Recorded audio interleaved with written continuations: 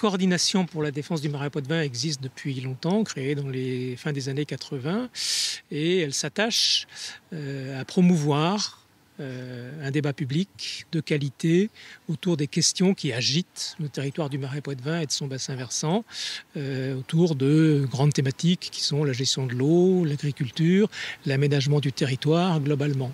Et il nous a semblé que dans la période actuelle, où ces sujets sont un peu bousculés, notamment en raison des évolutions liées au changement climatique, il serait pertinent de revenir, de remettre sur le métier un certain nombre de questions qui sont un petit peu constantes, qui sont un peu toujours dans l'actualité, autour de deux grands sujets.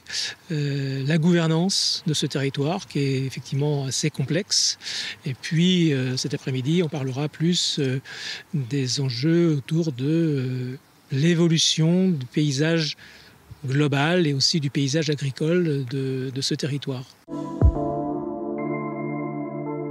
Les enjeux dans le Marais sont peut-être encore plus forts qu'ailleurs, parce que les zones humides, on sait le rôle important qu'elles ont dans la rétention de l'eau, dans la gestion de l'impact sur les sols, l'impact sur les cultures.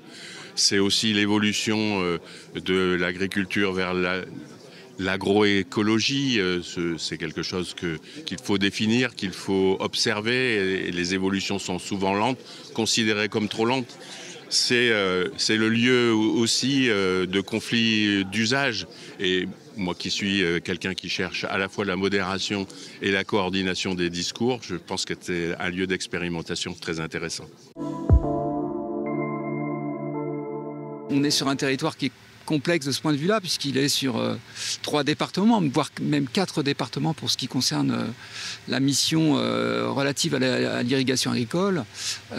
C'est 2 régions administratives, donc ça nécessite de pouvoir faire de la coordination, trouver des espaces où on va harmoniser un certain nombre de choses, les synchroniser si possible. Il y a aussi d'autres structures de gestion, de projets.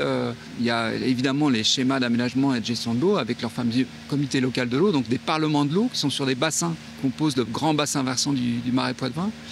Donc ça nécessite effectivement beaucoup d'harmonisation, d'échanges, de synchronisation parfois, pour que les choses avancent un peu tout dans le même sens.